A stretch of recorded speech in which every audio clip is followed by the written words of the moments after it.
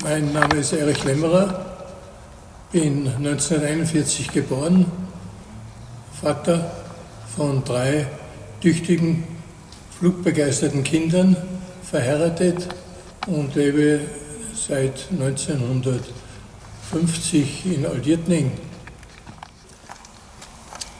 Mein Name ist Matthias Lämmerer, ich bin geboren 1973, bin der Sohn von Erich Lämmerer und bin durch ihn halt auch von der Jugendzeit geprägt worden, durch die Fliegerei, durch Modellfliegen, durch historische Freunde, die die Familie gehabt hat. Bin in die Fliegerei gekommen und habe dann die Fliegerei zu meinem Beruf gemacht. Die Austergeschichte ist eine lange Geschichte. Wir haben ja schon vorher Flugzeuge betrieben. Der Matthias hatte vorher schon ein Flugzeug gehabt, eine Piper Supercup, mit der wir sehr viel um und umgeflogen sind. Und da ist auch zwischendurch einmal da in Fürstenfeld unten auf ein Wrack gestoßen und hat mir dann zu Hause erzählt, dass er da einen Motor gefunden hat, der auch zu dieser Piper passt.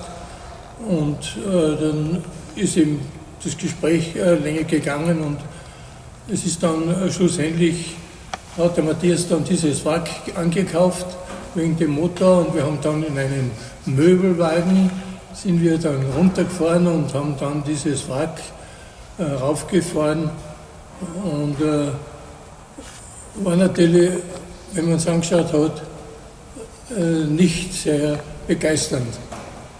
Ja, für mich war das auch wirklich eine interessante Geschichte, um dieses Rätsel zu lösen. Als wir 2004 habe ich von diesem Wrack eigentlich gehört, das in Fürstenfeld unten liegt. Und der Papa und ich, wir sind das erste Mal runtergefahren und haben das angeschaut.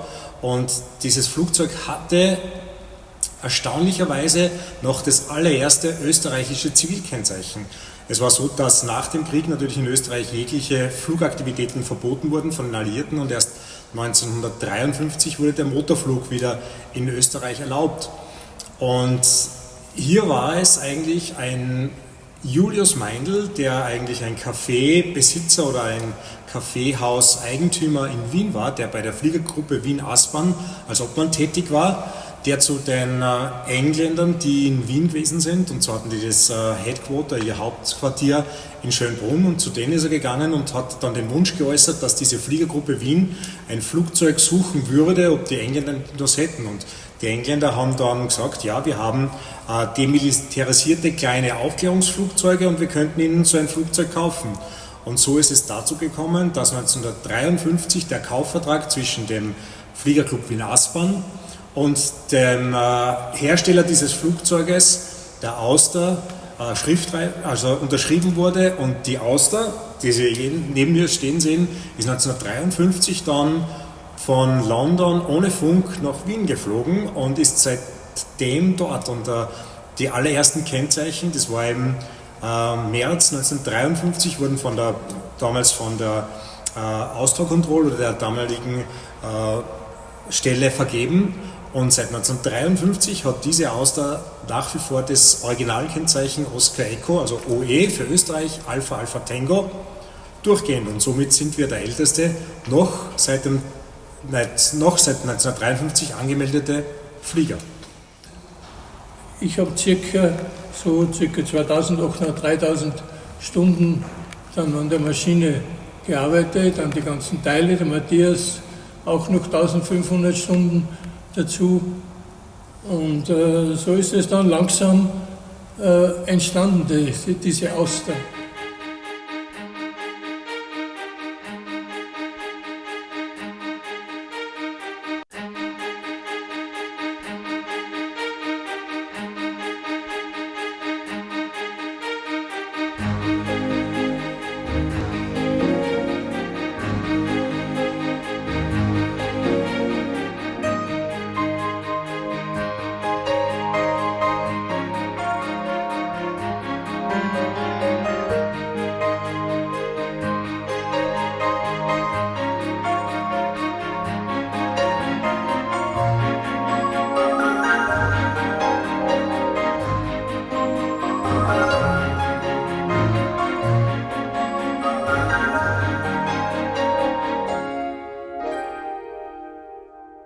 Zuerst haben wir halt einmal das Flugzeug, dem wir ja gesagt haben, wir bauen es auf, zerlegt alle Einzelteile und geschaut, was da noch verfügbar ist und was zu machen ist und zum Tun ist.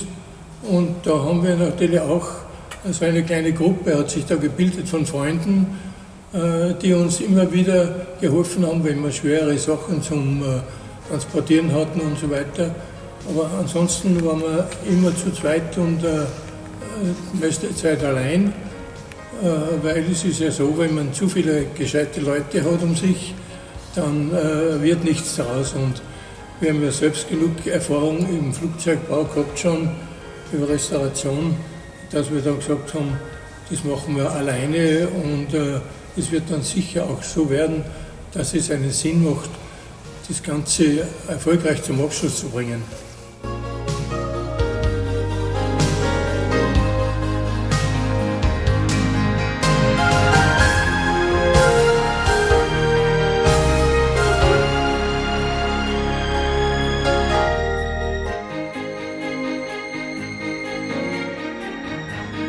Meine Aufgabe bei dem ganzen Projekt war eher das Akquirieren von Teilen, die Recherchen, Einkaufen von Plänen, der ganze Bürokratismus, ich wollte eigentlich den Papa damit nicht belasten. Eine Herausforderung für mich war die Fläche. Der Rumpf an und für sich war in einem guten Zustand, hat keinen Schaden gehabt, aber die Fläche wurde komplett neu aufgebaut. Und wir sind auch darauf gekommen, dass ein Hauptholm von einer Fläche beschädigt war. Der hat uns dann ein Spezialist, der Herr Meyerhofer, nachgefertigt. Und dann ist eben die Fläche aufgebaut worden. Und da sind schon spezielle Dinge dabei, die dann auch Spezialisten mir nicht beantworten konnten, wie solche Sachen zu machen sind.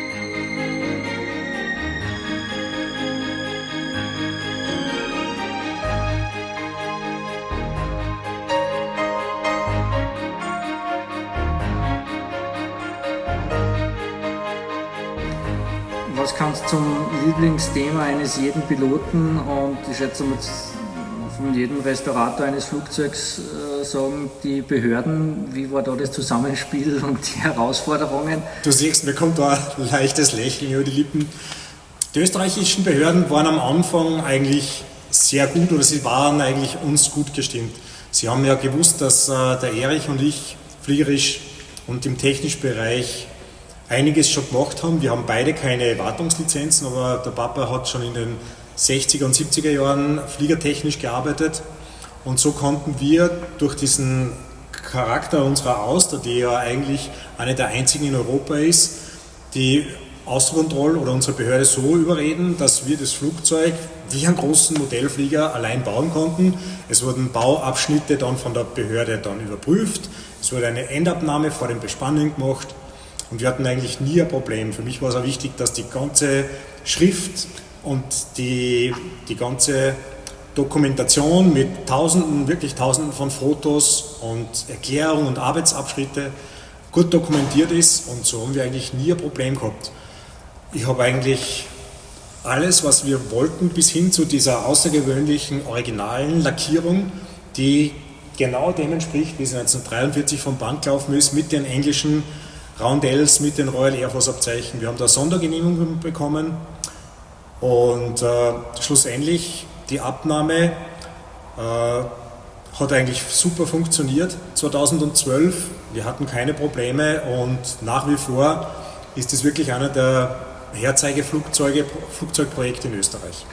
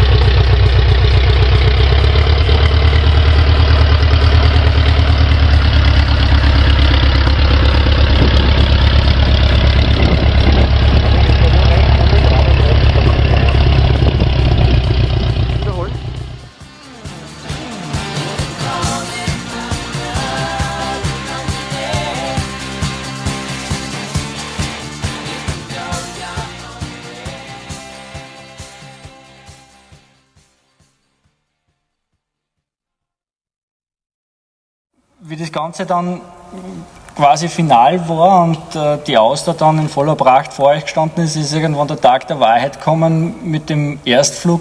Was sind das für Gefühle, wenn man da in Summe 4.500 Stunden investiert und dann steht sie am Vorfeld mit laufendem Motor? Wie empfindet man das? Ja, grundsätzlich ist es so, wenn man daran arbeitet und die Arbeit so macht, wie sie gehört, dann hat man auch nachher kein ungutes Gefühl, dass irgendwas schief läuft. Weil die Arbeit, was wir gemacht haben, war wirklich so, dass sie fast fehlerlos war. Und war natürlich schon eine Anspannung heraus, weil der Matthias das Flugzeug noch nie geflogen hat, der Bauprüfer ist neben gesessen, ist auch nicht geflogen und der Motor ist gelaufen und dann, wie das Flugzeug dann vorbeigeflogen ist, der Niederölplan beim ersten Start, ist es hat schon Rumpel gemacht bei mir, dass das so in Ordnung gegangen ist. Mittlerweile sind vom Erstflug 12 Jahre vergangen. Dein Resümee in der Zeit, wie hat sie sich geschlagen? Sind Probleme aufgetaucht? Erfahrungen im Nachhinein gemacht worden? Überlegungen, was man vielleicht anders machen hätte können? Oder wie ist so der Fazit? Ich muss sagen, mein Fazit daraus ist so, dass wir aufgrund der relativ langen Restaurationszeit doch Zeit hatten, um wirklich sehr genau und gewissenhaft die Arbeit zu machen, dass man keinen Fehler macht, sondern dass alles in Ordnung ist. Und das hat sich daraus resultiert, dass wir auch jetzt in den 12 Jahren noch keine große Nacharbeit von der Gesamtrestauration zu machen hatten.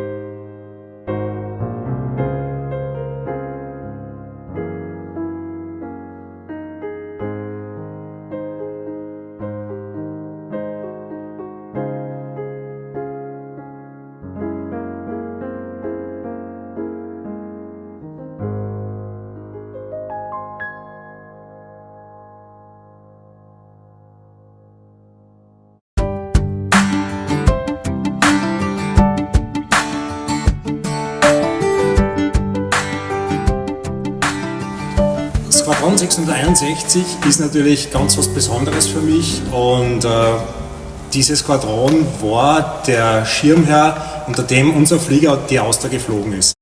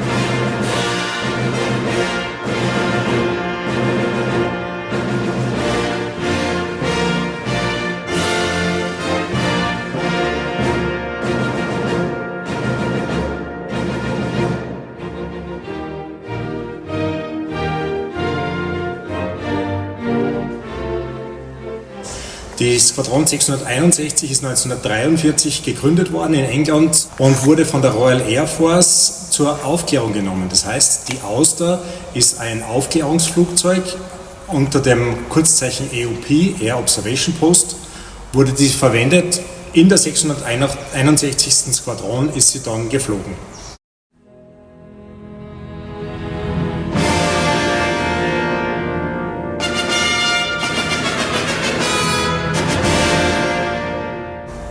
Was sind so die Aufgaben von einer AOP-Aufklärungsskwadron? Für was sind die da? Die Engländer, die Luftwaffe hatte ja die Idee, dass sie die Artillerie, das sind die Geschütze auf den Schiffen und am Land, durch irgendwas steuern wollten. Und sie haben es nicht so wie die Deutschen gemacht, die vom Boden aus gesteuert worden sind, sondern die Engländer hatten die Idee, kleine Flugzeuge herzunehmen in den Air Observation Post, die sowohl Aufklärung waren, aber auch die Lenkung der Artillerie steuerten. Das heißt, die Auster war eigentlich ein verlängertes Auge der Kanoniere und konnte aus der Luft oder musste aus der Luft dann die einzelnen Geschützweiten und Richtungen steuern. Das war dann die Aufgabe dieser Air Observation Post. Natürlich hieß es, war es dann so, dass die Auster immer an der Frontlinie geflogen ist. Sehr nieder, langsam, und deswegen hat man ein eigenes Flugzeug gesucht oder gebaut und mit der Auster gefunden, die dann an der Front direkt geflogen wurde und direkt dort stationiert war.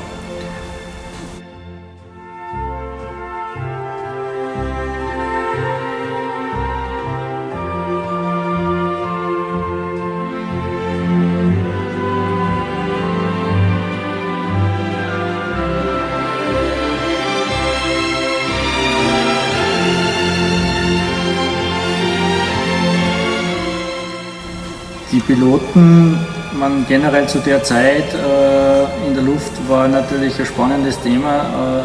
Die Piloten waren natürlich speziell gefordert, die für solche Zwecke dann in Einsatz gegangen sind. Es war interessant in meiner langjährigen Recherche, ich habe ja sehr viel recherchiert um die Auster herum, weil mich das immer interessiert hat. Und die Piloten waren ja nicht direkt von der Royal Air Force beauftragt, sondern waren von der Royal Artillery, das heißt von den ganzen Gefechtssquadronen wurden diese Piloten dann speziell ausgebildet. Die hatten eine Ausbildung als Kanonier, als Schütze und zusätzlich als Pilot. Und das hat man dann auch gemerkt, da die Piloten eigene andere Uniformen hatten. Die hatten nicht die Royal Air Force blaue Uniform, sondern so eine bräunliche Uniform und sind mit der dann geflogen. Obwohl dieses Squadron dann in der Royal Air Force integriert wurde und als Royal Air Force Einheit geflogen ist. Und speziell in der 661. Squadron waren doch dann mehrere Piloten, die dann zugeteilt waren. Es waren ja insgesamt 4 Untergruppen zu je 4 Flugzeugen, also es waren 16 Flugzeuge in der ganzen Squadron und die jeweils aufgeteilt in 4er-Gruppen. Und unsere Auster, die Alpha Alpha Tango oder MS-89, wie sie damals geheißen hat, mit dem Militärkennzeichen, ist in der C-Gruppe im Sea-Flight geflogen, wo dann 4 Piloten auf dieser Maschine geflogen sind.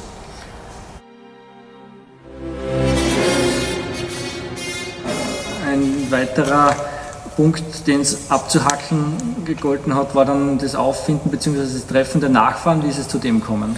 Das war eigentlich eine ganz tolle Geschichte, die startet bei einem Flugdienst, wo ich in Phoenix in Arizona gesessen bin und durch einen Zufall in einem Internetforum den Adrian Sawyer kennengelernt habe. Der Adrian Sawyer ist der Sohn von Frank Sawyer und der hat in ein Forum reingeschrieben, hat miteinander kommuniziert, dass er ein Fotobuch hat von der 661. Squadron, von seinem Papa, von der Royal Air Force, und darin befindet sich ein Flieger, der am Rücken liegt. Und das war eigentlich der ausschlaggebende Punkt, weil ich hatte ein einziges Bild von unserem Flieger original. Und zwar, wo er von einem Piloten in der Normandie, weil es so viel geregnet hat, bei einem kleinen Landezwischenfall aufs Kreuz gelegt wurde. Und durch diesen Zufall habe ich dieser Person geschrieben und am Abend des gleichen Tages hat mir dann nach Phoenix in Arizona der Adrian Sawyer zurückgeschrieben und gesagt: Hallo, ich bin der Adrian, ich bin der Sohn von Frank.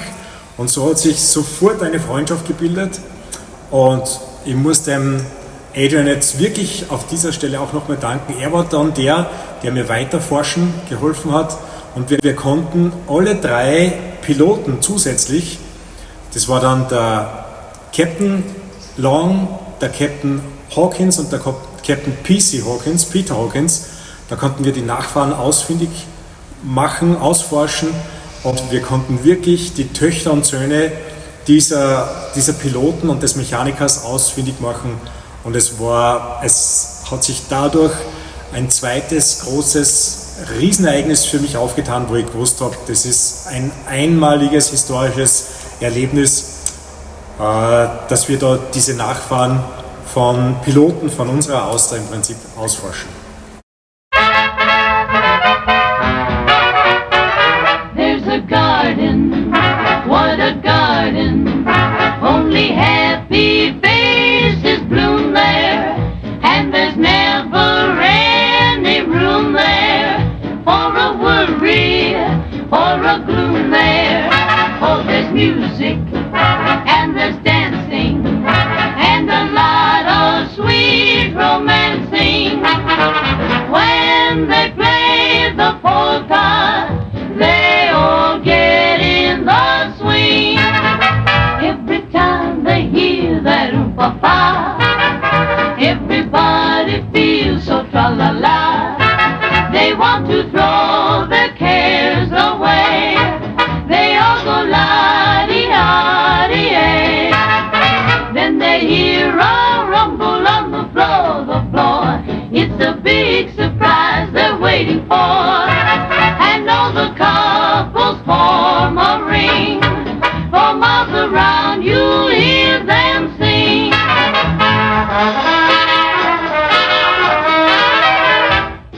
Roll out the barrel, we'll have a barrel of fun. Roll out the barrel, we've got the blues on the run. Sing boom tarero, ring out a song of good cheer. Now's the time to roll the barrel, for the gang's all here. Then they hear a rumble on the floor. It's a big surprise they're waiting for. And all the couples, they form a ring. For miles around you hear them sing. Ring-o-da-do-ding-o-da-da-da-da.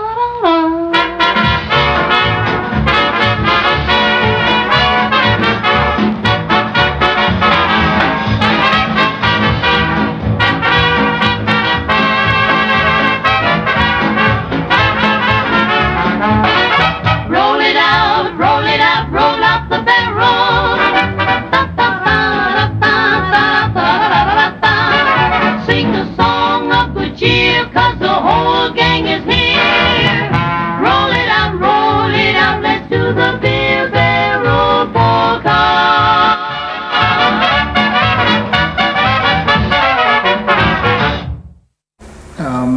Du hast ja mittlerweile sehr viele Unterlagen zur Auster erhalten. Lässt sich daraus jetzt auch rückschließen, wer am historischen 6. Juni 1944 mit deiner Auster, der MS 89, damals geflogen ist? Ganz interessant und ganz toll, dass Originalunterlagen von unserem Flugzeug und vom Einsatz unserem Flugzeug noch geben kann. Und ich würde dich da jetzt schnell bitten, mir die Unterlagen dazu geben.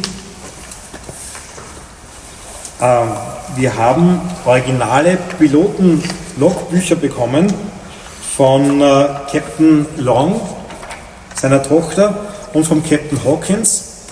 Die beiden sind relativ oft und sehr viel mit unserer Auster geflogen.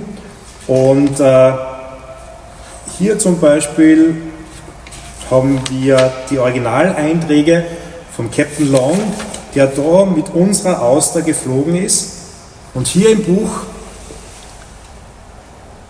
sieht man dann, dass der Captain Long am 19. März 1945 mit der Auster MS 980 einen Flug hatte, einen Aufklärungsflug, und er schreibt da drinnen Turnover on Return. Das heißt, er hat da dieses diesen kleinen Landezwischenfall gehabt und der ist da drinnen dokumentiert in den originalen Pilotenhandbüchern von Captain Long und Captain Hawkins. Am 6. Juni, also das war dann 1945, am 6. Juni Einflug in die Normandie ist der Captain Jerry Hawkins geflogen. Und der Sohn von Jerry Hawkins, der David Hawkins, hat mir als Andenken den originalen Ledergürtel der Uniform von Captain Hawkins gegeben und den habe ich dann zu seinen Ehren am 6. Juni bei meinem Aufklärungsflug getragen. And lots of you who are used to me after the last 24 hours know I'd never stop talking. But I have brought a present from Jerry, or Gerald Denham George, for you to transfer and for your safekeeping. So Matthias, I'm sorry about the packaging. The dog, well, I'll keep that for later. But this is for you to take to Normandy, back to Normandy. Thank you very much, and it's really an honor, and we will bring it back tomorrow and the day after tomorrow to the Normandy, 80 years after. But it's yours as a thank you for everything that you've done. Thank you so much. Thanks.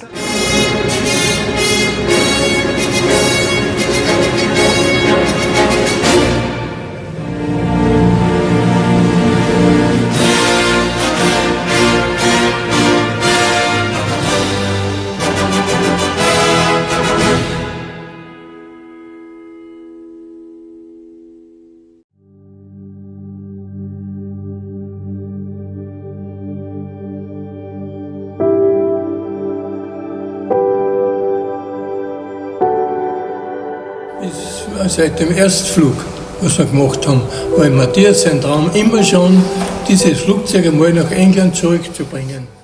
Natürlich hat es jetzt zu dieser Normandie-Geschichte mit 80 Jahren Normandie wunderbar ergeben, um das durchzuführen und zum Abschluss zu bringen. Und voriges Jahr hat sich dann eigentlich für mich der Traum oder der große Lebenstraum dann eigentlich manifestiert, wo ich gesagt habe, ich hätte die Möglichkeit, dass ich genau zu den 80-jährigen Feierlichkeiten der Normandie rauffliege, dass ich den Flieger zurückbringe. Der Papa war oder ist gesundheitlich eigentlich so gut beieinander gewesen, dass ich gewusst habe, den kann ich auch mitnehmen. Und da habe ich dann eigentlich die Idee geboren, hinaufzufliegen, weil ich gewusst habe, das ist das letzte Mal, dass die ganzen Überlebenden, die wirklich da dabei gewesen sind, die Veteranen, das letzte Mal dieses 80-jährige, bei dem 80-jährigen Jubiläum dabei sein werden. Nehmen wir beim 85., 90. oder sogar 100. Und darum war das für mich eigentlich ein Muss, dass ich gesagt habe, ich muss alles so planen, dass ich die Mission Normandie 80 im Prinzip durchführen kann. Aber es ist ja fast unglaublich gewesen für mich, dass das ganze Ziel erreicht wird. Aber nachdem der Matthias ja bekannt ist für seine unendliche Recherchiererei, hat er ein ganzes Jahr lang, glaube ich, jetzt schon zugebracht, um diese Normandie-Sache durchzubringen.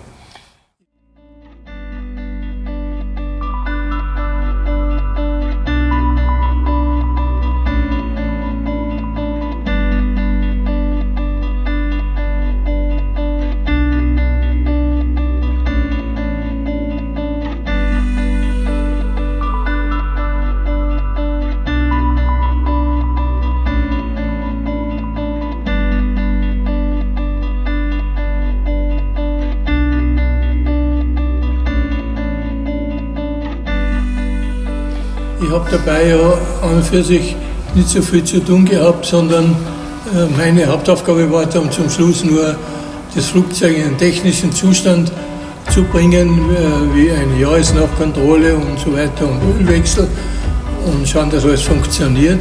Alle anderen Dinge hat alles der Matthias organisiert.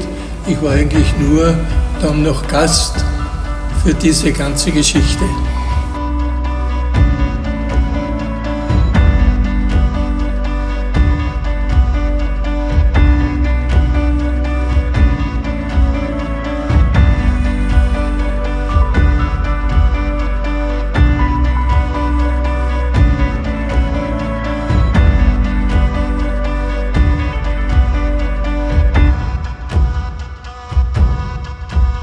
So, Live West Test Number 1. Erich?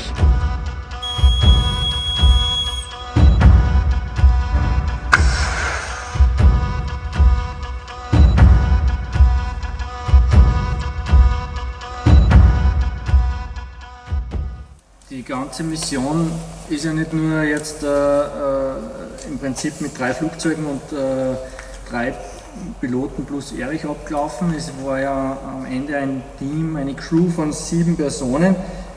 Wie hat sich das zusammengesetzt und was waren so die Gedanken dahinter? Ich muss sagen, ich habe das Team wirklich weise gewählt. Es war natürlich, viele Leute hätten Interesse gehabt, da mitzumachen, aber ich wusste, dass es ein intensives Erlebnis wird und dass ich wirklich einen Rückhalt brauche, so dass ich mich auf die Leute verlassen kann. Es war klar, dass der Erich mitkommt.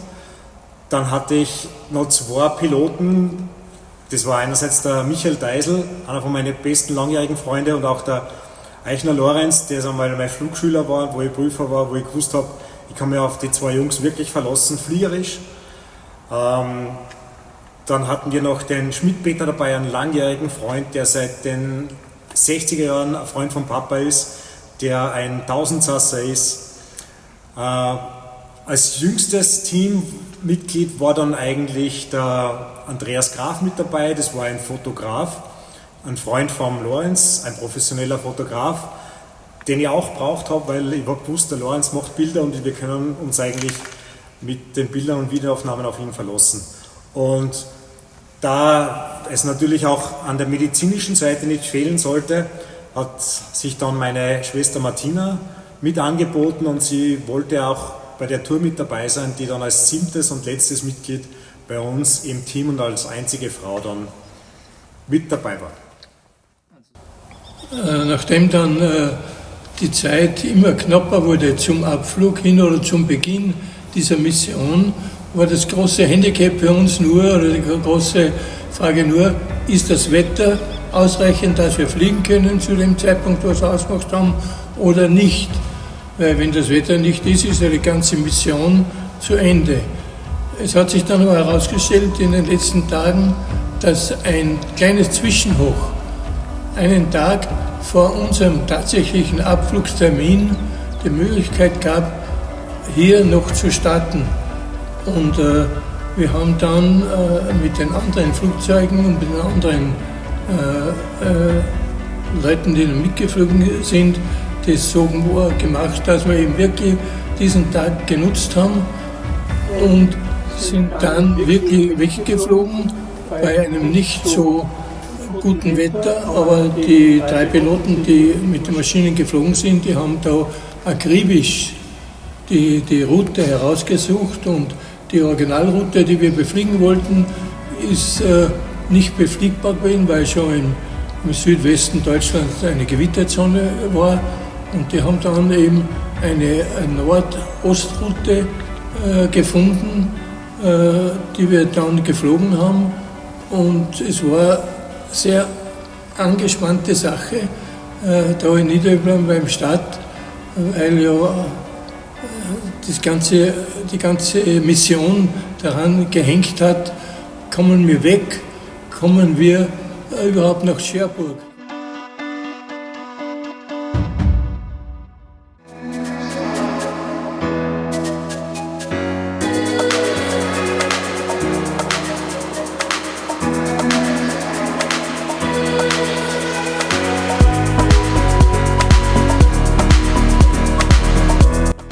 Da kommt der Lorenz und jetzt sind wir dann bald vollständig mit unserer Crew. Die landen da jetzt einer im Niederösterreich. Da ist unser Besucher und Fanclub. Da ist die Auster. Flugs als Initiator von so einer Mission und Mission Leader sozusagen, was geht dann da durch den Kopf und was sagt das Nervenkostüm?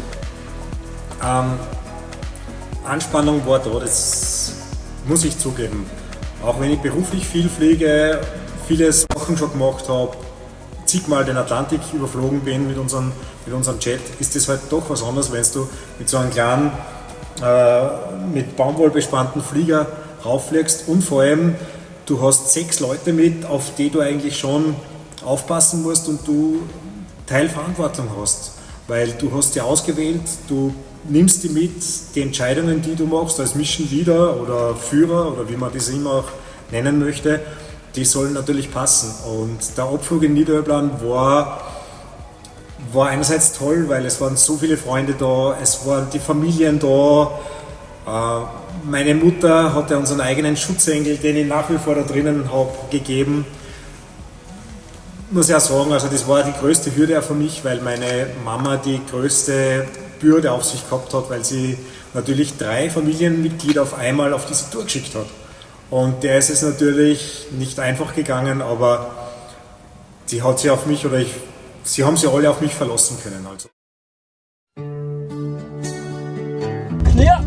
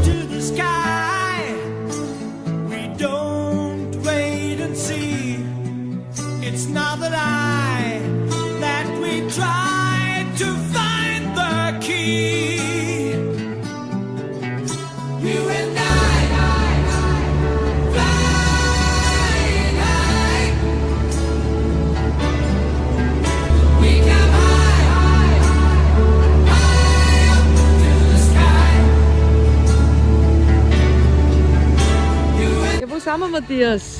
Landshut bei den Bayern. Bayern sind wir, jetzt geht's weiter zu den Schwaben, Schwäbisch Alb.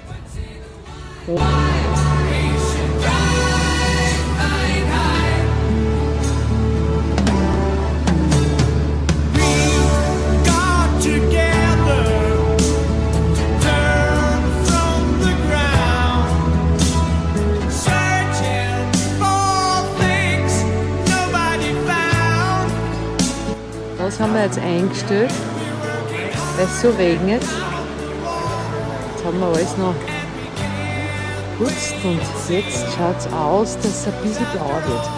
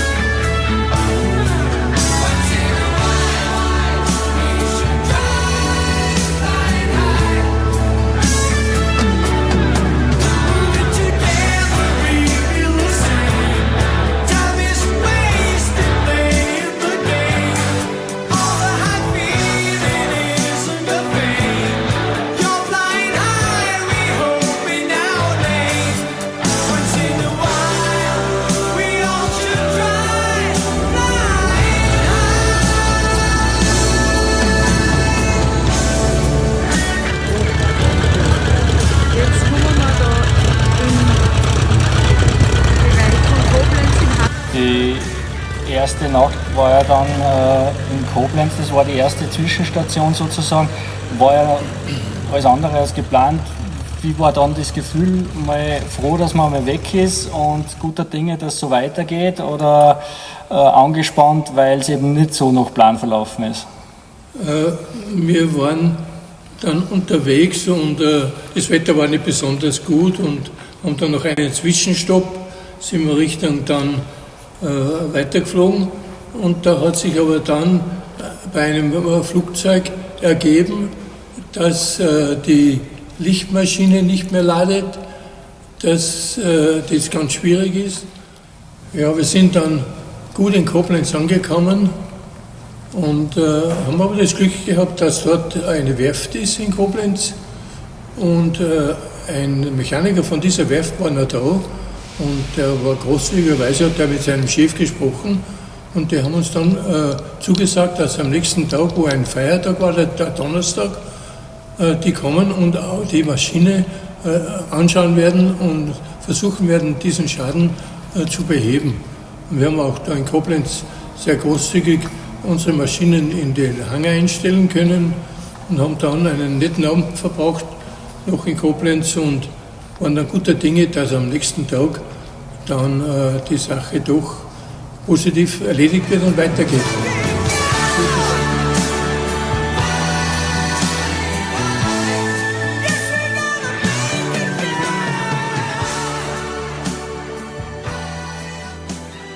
Guten Morgen und Tag 2 unserer Normandie-Reise. Wir sind in Koblenz, Winningen am Flugplatz untergekommen und wir sehen hier, dass wir Unterschlupf finden durften im Hangar. Und jetzt haben wir gerade ein technisches Problem mit unserer 172er, wo wir den Motor bzw. die Batterie einmal checken müssen und schauen müssen, wie es da weitergeht. Kurze Wartung. Wir sind am nächsten Tag, nachdem der Schaden behoben war, guter Dinge wieder gestartet und haben aber schon gesehen, dass das Wetter nicht viel besser ist als am Vortag und sind dann Richtung Aachen weggeflogen, und es war dann sehr nicht anstrengend für mich, sondern es war schon eine Sache, wo eben teilweise die Basis sehr tief war und nicht so einfach war.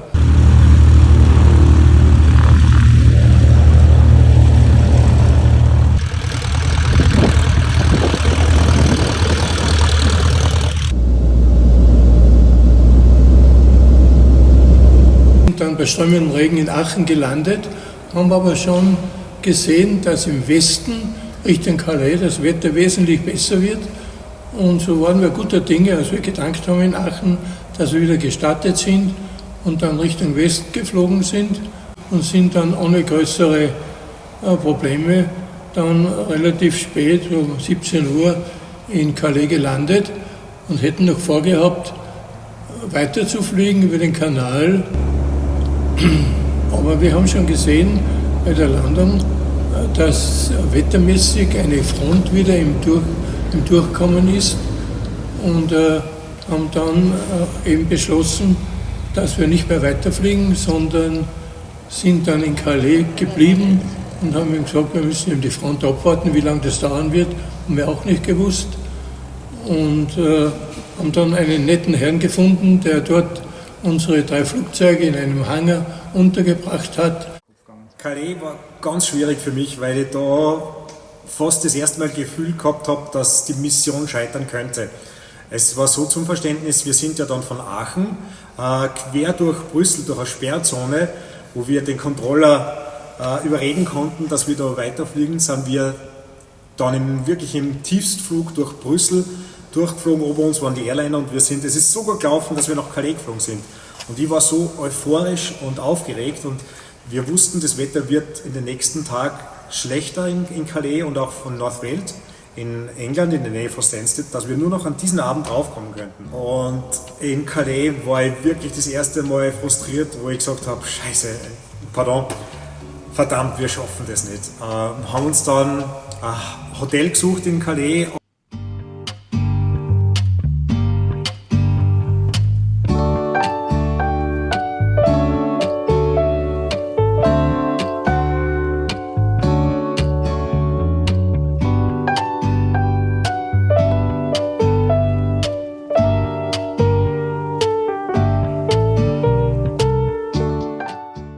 Noch in der Früh beim Frühstück war genauso, wie wir geglaubt haben. Es war windig, es waren tiefe Wolken, 60 Meter tiefe Wolken, es war erst und dran, und wir sind beim Frühstück alle zusammengesessen, und ich glaube, man hat da gemerkt, dass auch meine Anspannung wirklich zum Zerreißen war. Es war nämlich Freitag, und am nächsten Tag hatten wir das Treffen mit diesen Nachkommen in North Wales geplant.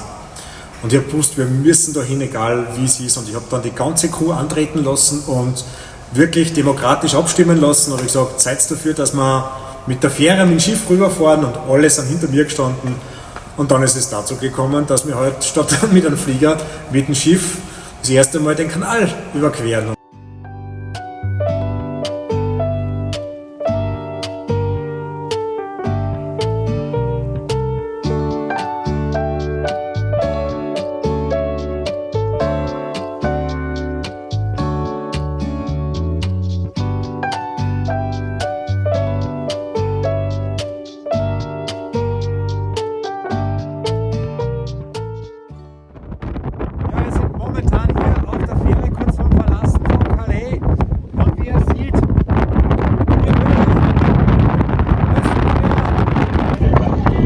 Normandie-Update. Wir können mit dem Flieger nicht nach England fliegen. Also fahren wir jetzt mit der Fähre. Jetzt geht es ja Wind. Und wir sind von Calais weg nach Dover und dann fahren wir weiter nach Northfield, damit wir die Veteranen treffen können. Tatsächlich sind wir jetzt in Dover, England gelandet.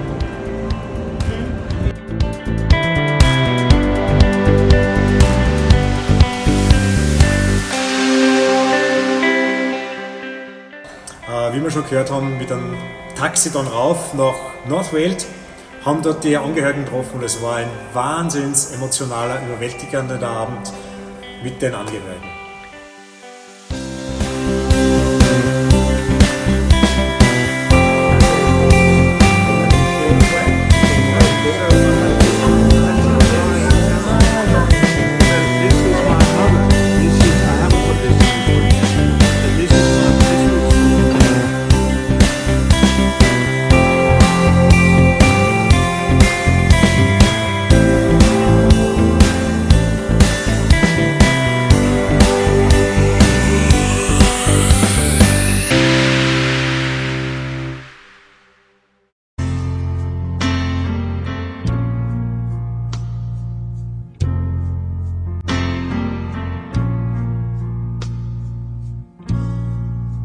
Just a perfect day. Drink sangria in the park. And then later when it gets dark, we go home. Just a perfect day. Feed animals in the zoo. Then later a movie too, and then home. Oh, it's such a perfect day. I'm glad I spent it with you. Oh, such a perfect day. You just keep me hanging on. You just keep me hanging on. Well, thank you everyone who joined us today here. It's absolutely amazing and it's a once in a lifetime history event for me that I see every one of you starting from Fraser, the new squadron, and seeing all of you guys on here, seeing my crew in here. Really, I could cry now, but I try not. It's absolutely amazing that you took the time coming here to us. Without them, we would be all not here. And for me, it's really a pleasure to bring my crew up all here, all the 6 even dead with 83 up to here to meet you. And I really apologize, and I'm so sorry that I could not bring your plane here. We'll see it another time. Such a perfect day. I'm glad I spent it with you. Oh, such a perfect day. You just keep me hanging on. You just keep me hanging on.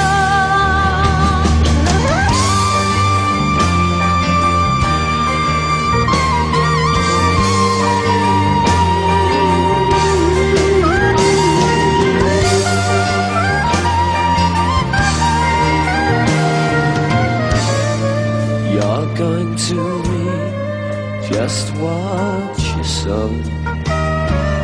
Reap, reap, reap. You're going to read just what you sow.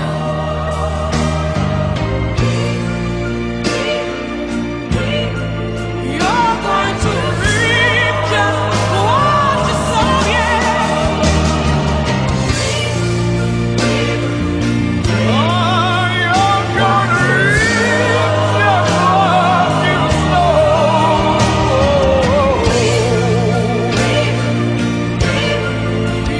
going to reap just what you sow, yeah. Reap what you sow. Oh, what a perfect day. Uns gewartet haben und es war ein sehr herzlicher Empfang und hat sich eine sehr tolle Freundschaft entwickelt dort mit diesen Leuten und wir sind dann am Abend eingeladen worden von dieser ganzen Gruppe, von den Verwandten und es war ein toller Abend und sind dann eben spät abends ins Bett gekommen. Und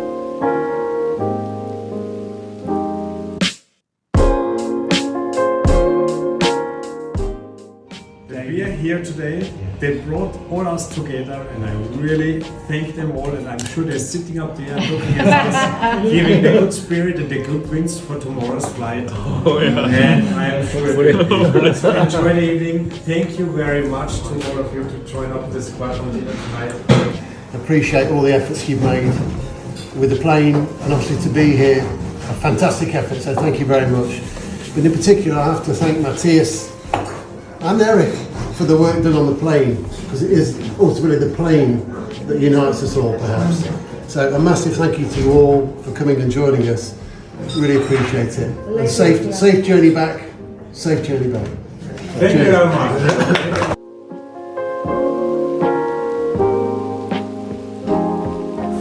Anschließend ist ja dann die Reise mit dem Schiff wieder retourgegangen nach Calais, weil der Mission-Punkt, dass die Auster nach England kommt, der war natürlich noch abzuhaken und das war ganz ein wichtiger Punkt. Wie ist dann da der weitere Plan gewesen? Also wir hatten ja, wie ich schon erklärt habe, am Samstag hatten wir das Treffen mit den Angehörigen und ich habe dann gleich von Haus aus gesagt, wir gehen Sonntag ganz in aller Frühe wieder auf die Fähre zurück und fahren dann Richtung Calais und wir haben schon gesehen, dass das Wetter besser wird und da wusste ich habe da mit dem Michael und mit dem Lorenz, wir haben da wirklich intensiv Wetter studiert auf der Fähre nochmal und haben gesehen, es ist die Möglichkeit, dass wir es schaffen. Wir sind dann noch von Dover rückübersetzt mit dem Schiff, mit der Fähre nach Calais, sind zu den Flugplatz gefahren, haben die Flugzeuge gestartet und Schwimmwesten angezogen, alle fertig gemacht und ich habe dann eigentlich alle überrumpelt, habe gesagt, wir fliegen jetzt nach England und sind dann bei nicht ganz so guter Sicht, wir werden es sicher dann gleich sehen im Video, sind wir dann das erste Mal über den Kanal rüber nach Dover und wir haben auch dort den Kontrolleur reden können, dass wir durch die Sperrzonen entlang der Kreidefelsen und dem Memorial of Battle of Britain nach Lütt fliegen können und ich habe den Angehörigen versprochen, dass ich die Auster zurückbringe, dort die Fahne hisse der 661. Squadron und den Boden küsse und genau das haben wir gemacht.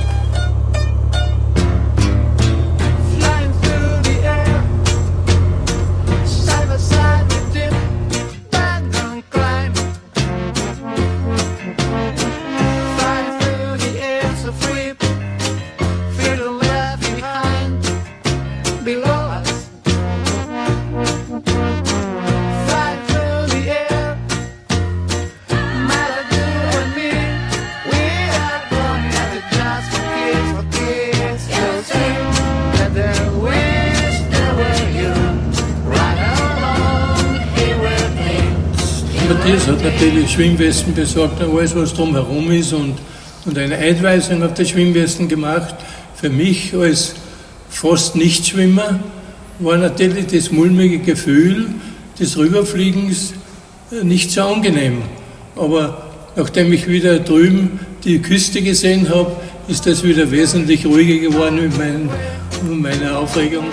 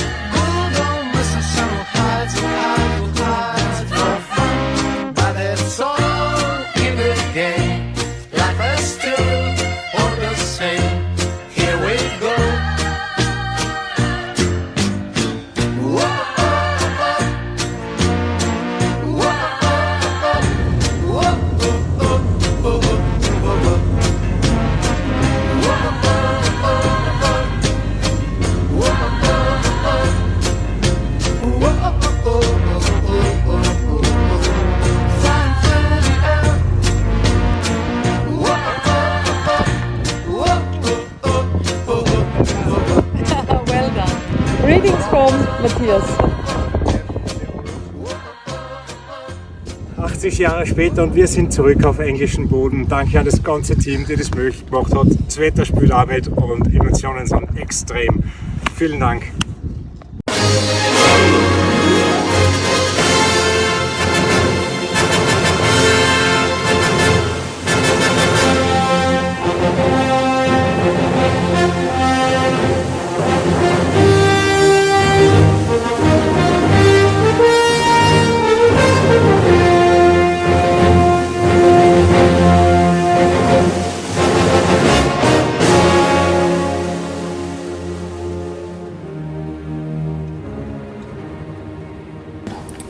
Nachdem wir in Lütt gestartet sind und übers Wasser wieder rübergeflogen sind und dann diese Tankstopp gemacht haben und dann in Le Havre gelandet sind, war es für mich natürlich als Nichtschwimmer schon schön, dass wir wieder da einen festen Boden unter den Füßen gehabt haben. Und es hat sich aber schon herausgestellt, dass das Wetter sich vom Westen her wesentlich bessert und waren guter Dinge, dass wir am nächsten Tag dann unser Ziel, unser Endziel Cherbourg sicher erreichen. Danach, also wir wurden dann empfangen und genau danach sind wir wieder zurückgeflogen. Ich habe da eine Karte mitbekommen von der Tochter vom Captain Long und der zeigt dann genau das Originale. Der rote Strich zeigt genau die Mission und wo sie reingeflogen sind und für mich war es dann wichtig, dass wir genau das Gleiche machen. Und ich habe der Liz versprochen, dass ich ihren Vater und den anderen, ihre Väter wieder zurückbringe, genau dahin nach 80 Jahren, auf den Tag genau, wo alles begonnen hat.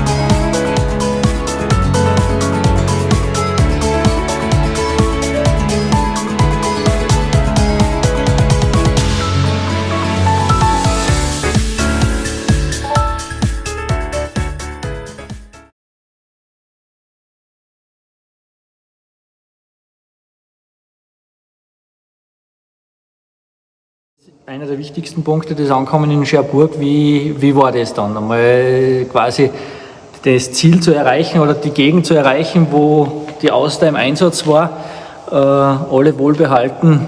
Was ist da durch den Kopf gegangen? Also Cherbourg war wirklich ein Wahnsinn. Wir sind nämlich dann von Le Havre rübergeflogen an dem Tag und es war vom Wetter her nicht so gut, aber wir sind dann alle zusammen nach Cherbourg eingeflogen.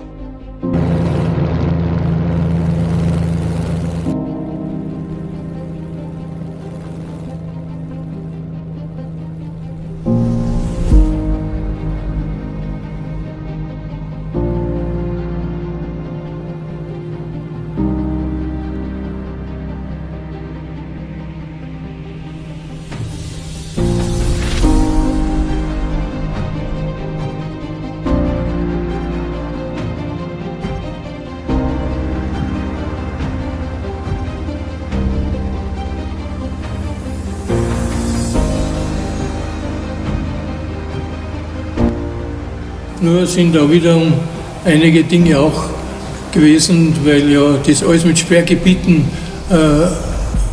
zugepflastert war. Aber der Matthias in seiner pinkeligen Arbeit hat auch die Bewilligungen erreicht, dass wir diese Sperrgebiete, die militärischen Sperrgebiete, durchfliegen konnten am nächsten Tag und dann am nächsten Tag Cherbourg super erreicht, obwohl wir dann wiederum ein Stück übers Wasser fliegen mussten und dann von Norden her Cherbourg einfliegen konnten. Aber es war dann so, dass das Vertrauen in die Auster größer war über meine Schwimmfähigkeiten.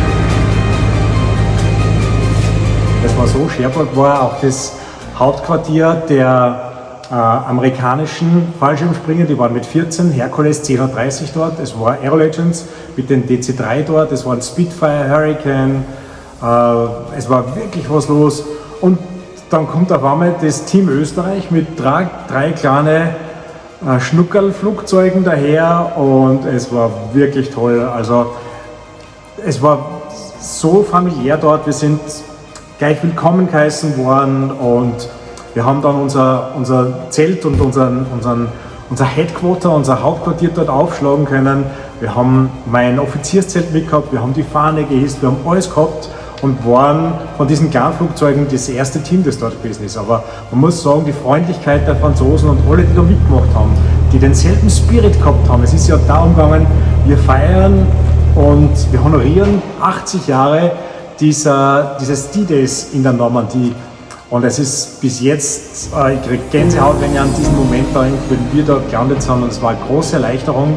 Man sieht es auf die Fotos von allen, dass wir einen dieser Hauptpunkte, den zweiten Hauptpunkt, das Einfliegen nach Cherbourg, dass wir das geschafft haben. Das war unbeschreiblich.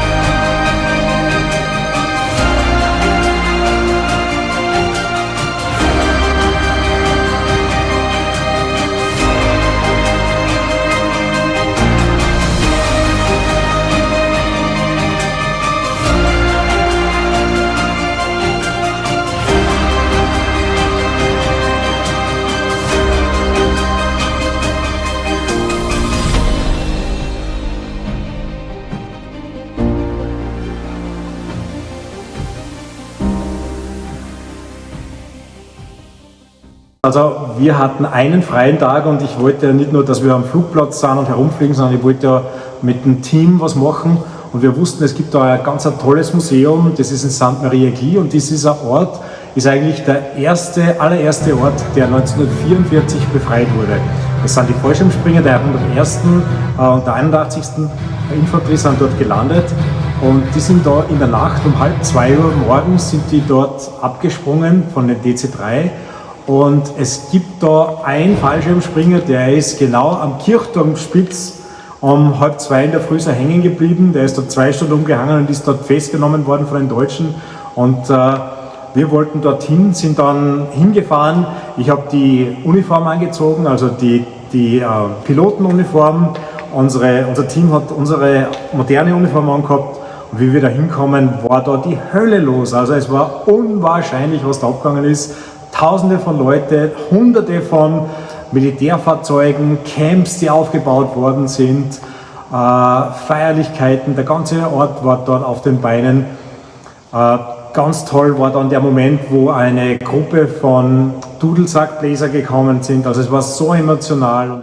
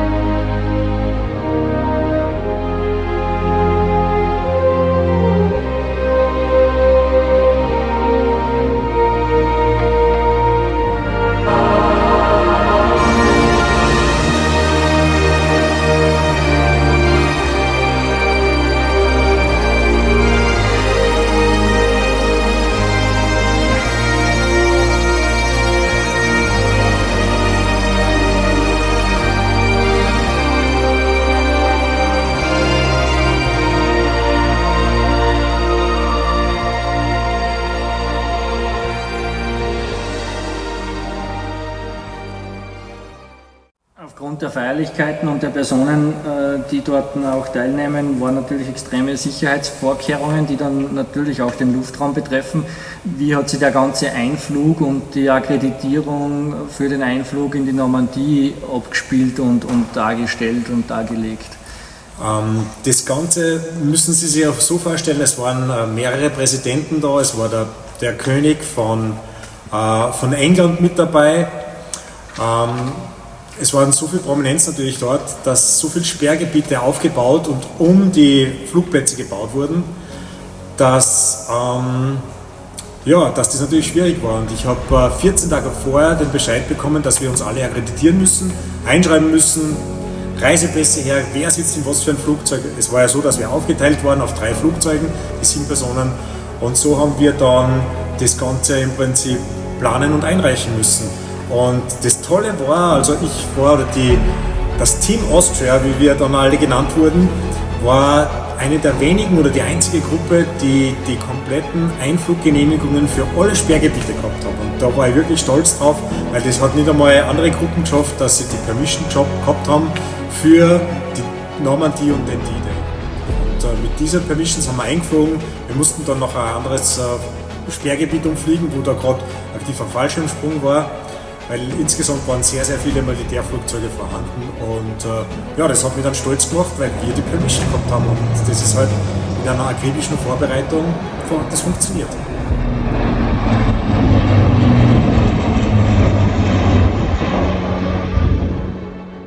Eigentlich war das Wetter sehr gut, muss ich sagen. Es war zwar immer sehr sonnig, aber immer ein starker Wind.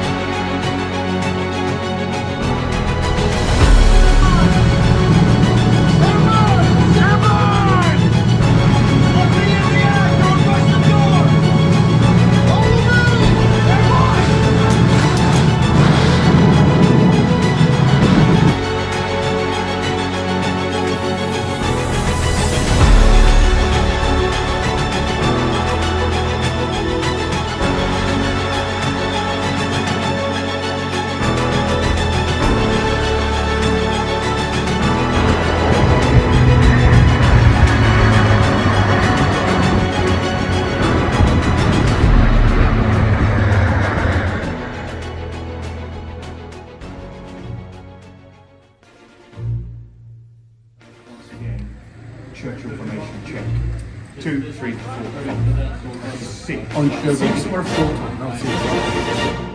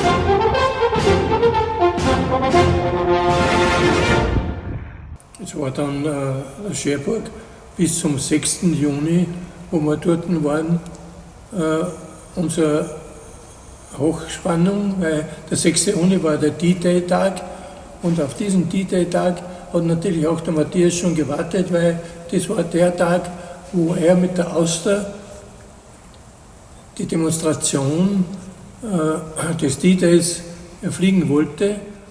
Für mich war der 6. Juni 2024 ein ganz wichtiger Tag. Ich habe mit dem David Hawkins, das ist ja der Sohn von Jerry Hawkins, der am 6.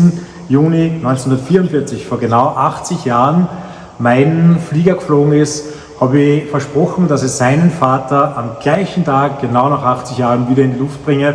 Ich hatte ja den Gürtel von ihm bekommen, den Ledergürtel, und das war für uns alle ein historisches Ereignis. Wir sind ganz früh von unserer Villa, die wir dort gehabt haben, zum Flugplatz gefahren, waren die Ersten am Flugplatz.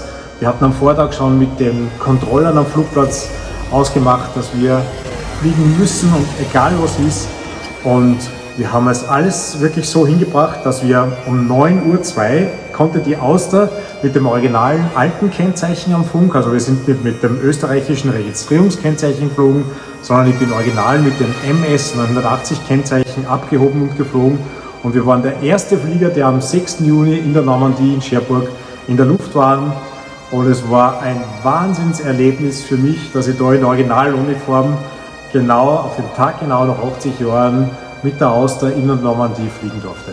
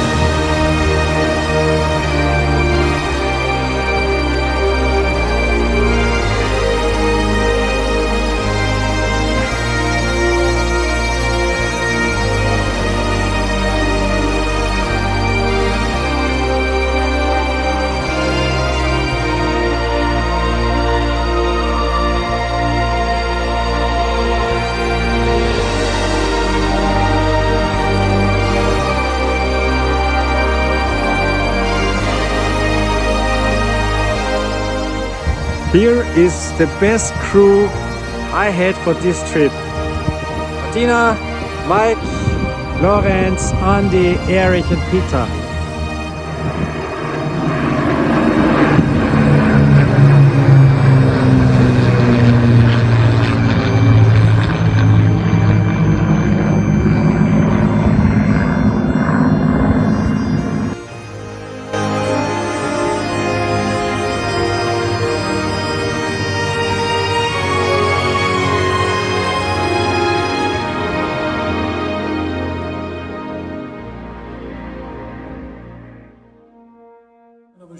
Dass wiederum das Wetter schlechter wird von Westen her und sich die 3 Piloten dann entschieden haben, wir starten einen Tag früher Richtung Heimat, damit wir noch bei gutem Wetter nach Hause kommen, weil wiederum von Südwesten her eine Gewitterfront im Anzug war.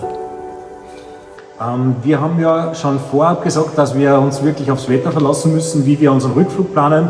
Und da war ich froh, dass ich den Michael und den Lorenz gehabt habe, die während der Tage, wo ich keine Zeit gehabt habe, es waren so viele Leute da, die was wissen wollten vom Flieger, andere Piloten, die gekommen sind, dass die zwei inzwischen die Rückflugplanung gemacht haben, dass sie die Strecken ausgesucht haben, dass sie durch die Sperrgebiete wieder durchgeroutet haben, und die haben dann die Planung übernommen, um diese Rückflüge zu planen. Dieser Rückflug wurde ja dann geplant von den Piloten wieder etwas direkter, nicht so weit im Norden, wie wir hergeflogen sind, sondern wieder auf einer fast direkten Strecke über Pirmasens Richtung München, wo wir in Oberschleißheim unser Tagesziel veranlagt haben. Unsere historische Mission ist so gut wie abgeschlossen. Wir fliegen jetzt da von Oberschleißheim nach Niederöbland und erwarten schon sehnsüchtig die Ankunft in der Heimat. Und wir bringen die Mission Normandie zu Ende und bringen die Crew und die Flieger wieder nach Hause mit dem ganzen Team. Also, auf geht's, aufsitzen!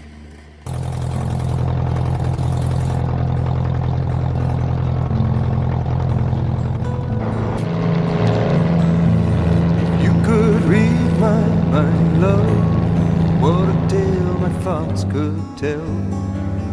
Just like an old time movie about a ghost from a wishing well, in a castle dark or a fortress strong with chains upon my feet. Ich glaube, der letzte Flug war für alle was Besonderes, weil wir gewusst haben, es ist der letzte gemeinsame Flug mit allen. Wir haben dann kleine Formationen geflogen, sind dann reingeflogen. Wir haben am Funk, auf der Frequenz, wo wir miteinander reden haben können, jeder hat sich gefreut, natürlich auch zu Hause auf die Familie, aber man hat schon gemerkt und Wehmut, dass jeder gesagt hat, was kommt nach der Mission Normandie? Und ich habe natürlich das Zepter übernommen oder das Damoklesschwert über mir, dass natürlich das nicht so stehen bleiben darf. Und man kann natürlich gespannt sein, oder wir wissen, dass es wird sicher wieder was geben, spätestens in 5 oder 10 Jahren. Ich hoffe inständig, dass vielleicht mit dem Papa funktioniert, aber ich weiß jetzt schon, dass die komplette Crew, die da dabei war, die Ersten sind, die sagen, da sind wir wieder mit dabei. Im Verband mit den 3 Flugzeugen haben dann noch eine Ehrenrunde geflogen in Niederöbland mit einem Überflug und haben dann schon gesehen, dass hier unten eine Menschenmenge gestanden ist, die auf uns gewartet hat. Und wie wir dann gelandet sind, natürlich, ich möchte sagen, fast ein Aufschrei durch die Menge gegangen ist, weil alles tadellos geklappt hat. Also wie wir da über den Grimming ums Eck da in Bürg rübergeflogen sind und dann haben wir uns angemeldet, haben eine Ehrenrunde über Irten gedreht und sind dann eingeflogen, und ich habe dann schon aus dem Augenwinkel so bei S-Bahn unten gesehen, in Niederstuttgart, haben wir gedacht, ach herrje, da sind aber viele Leute. Weil es sind wirklich viele Freunde gekommen, die uns mitverfolgt haben. Es war ja so, dass inzwischen über Instagram, über Facebook und über WhatsApp haben wir jeden Tag unseren Freunden ein Update gegeben und es war dann wirklich überwältigend, wie wir dann da drüber geflogen sind, und es war eine Riesenmenge da, die uns mit einem tosenden Applaus begrüßt haben. Es war wunderschön, wieder daheim zu sein. Es war eine Erleichterung für viele, ganz besonders für meine Mama, was ich absolut verstehe, und ich danke ihr hier da wirklich nochmal, dass sie das durchgehalten hat, diese Aufregungen, die zwischendrin gewesen sind, dass sie dann wirklich nach 11 Tagen ihre 3 Familienmitglieder, die 3 Verrückten, wieder in die Arme schließen konnte. Aber es ist vielen so gegangen. Also von unseren Piloten waren dann die Familien alle da, und wir waren eigentlich alle glücklich, dass wir das geschafft haben. Und nach 11 Tagen, weit über 2000 Kilometern Luftlinien, über 20 Stunden reine Flugzeit, allen möglichen Hindernissen, ob Wetter, Technik oder Bürokratie, gibt es da Momente, wo man dann einmal Angst hat? Ich möchte sagen, bei dem ganzen Flug hin und zurück ist es schon eine gewisse Anspannung, dass alles funktioniert. Das Vertrauen, dass die Auster nicht schlapp macht und eine Anspannung hat man, aber Angst hat man in der Sache ja keine, weil ja die Fliegerei an und für sich für mich und auch für die anderen Leute nichts Neues war. Wir wissen ja genau, das sind alles ganz gute Piloten und sollte irgendetwas sein, ist da kein Problem. Für mich war nur das Wasserfliegen das größte Problem, wo ich ein bisschen Angst gehabt habe, das muss ich zugeben. Aber ansonsten habe ich keine Angst nicht gehabt und habe auch das Vertrauen gehabt, dass wir wieder gut reinkommen. When I wake up in the morning, love, and the sunlight hurts my eyes, and something without warning, love, bears heavy on my mind. Then I look at you, and the world's alright with me. Just one look at you, and I know it's Liebe Familie, alle, die online und bei uns live dabei waren und heute, liebe Mission, D-Day Normandie, aus der Crew, Citavia Crew und Cessna Crew. Wir möchten euch von ganzem Herzen Danke sagen, dass ihr die ganzen 11 Tage, wo wir auf der Mission waren, mit dabei wart und uns unterstützt habt, das in Cherbourg Aufsehen erregt hat. Wir sind geflogen in der Formation Churchill. Es war wild. Wir haben es sicher wieder geschafft, über halb Europa, nach England, dort wo der Flieger her ist und wieder zurück zu euch. Und damit möchte ich den Matthias das Wort übergeben und euch Danke sagen, dass ihr da seid. Bravo!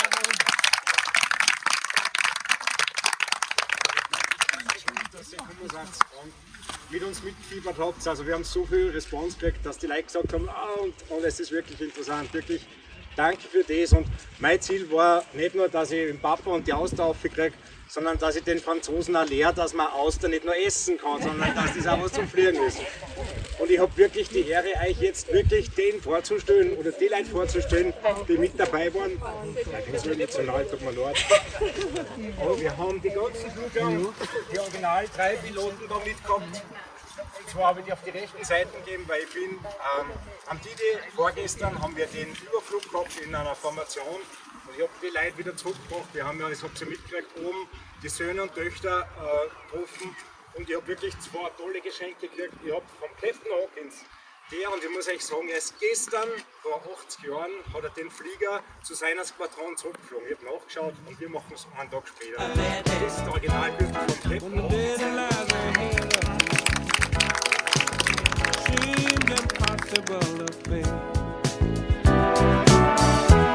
And when someone else instead of me always seems to know the way, then I look at you and the world's alright with me. I just one look at you and I know it's gonna be a lovely day.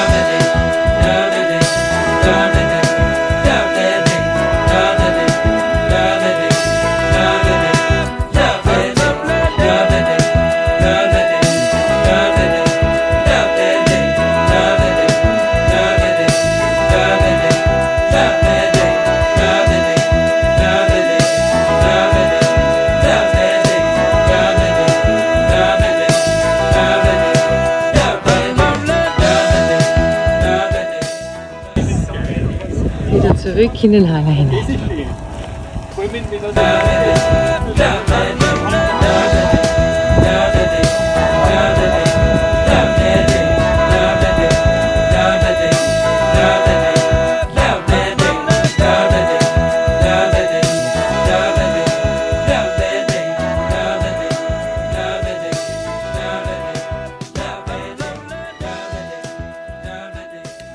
Zum Abschluss die Gretchenfrage. Sollte der Matthias wieder solche Planungen anstreben, so eine Mission, wärst du wieder dabei?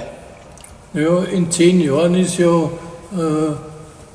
das nächste 90-jährige Treffen, aber ich glaube, das werde ich ja nicht mehr erleben oder sollte ich es erleben und körperlich in tüchtigem Zustand sein, würde ich mich gerne von Matthias einladen lassen, Schwerpunkt Nummer 2, Mission Normandie 90 zu starten. Sehr gut. Erich, danke für deine Ausführungen. Bitte gerne. Ich würde morgen mit der gleichen Crew, mit den gleichen Flugzeugen genau die gleiche Tour nochmal fliegen und ich glaube, dass alle dabei wären. Muss mir aber für alle die bedanken, die im Vorfeld uns geholfen haben, die uns unterstützt haben, egal ob es jetzt unsere Uniformen, der Heidi, die Krone gewesen ist oder sonst irgendwelche, die uns unterstützt haben. Es ist natürlich nicht einfach für mich als Einzelgänger sowas als Laie vorzubereiten, aber ich habe gewusst, dass wir die Mission schaffen können. Und, ist für mich und für meinen Papa sicher fliegerisch in die Geschichte eingegangen. Matthias, herzlichen Dank für deine Eindrücke.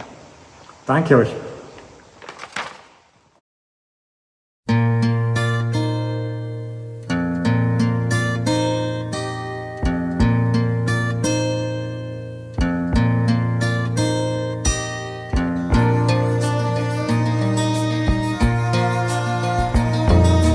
LA is fine, the sun shines most of the time,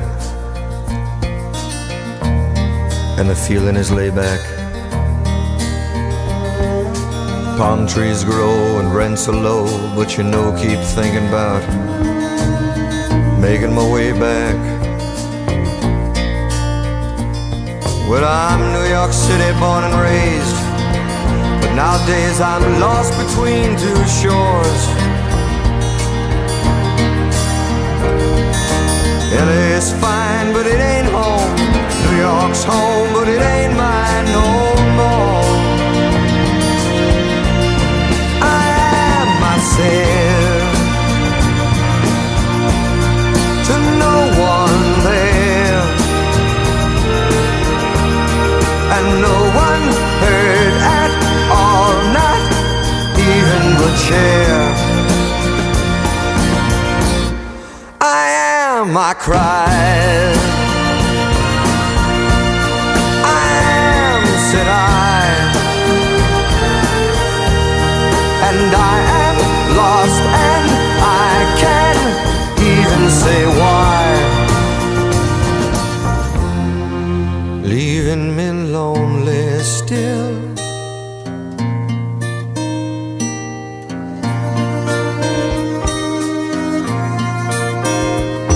Did you ever read about a frog who dreamed of being a king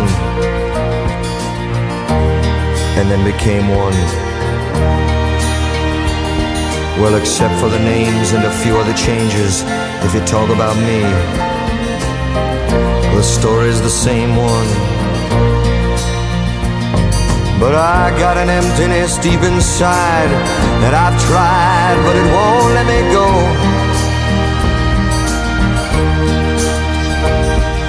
And I'm not a man who likes to swear, but I never cared for the sound of being alone. I am myself to no one there,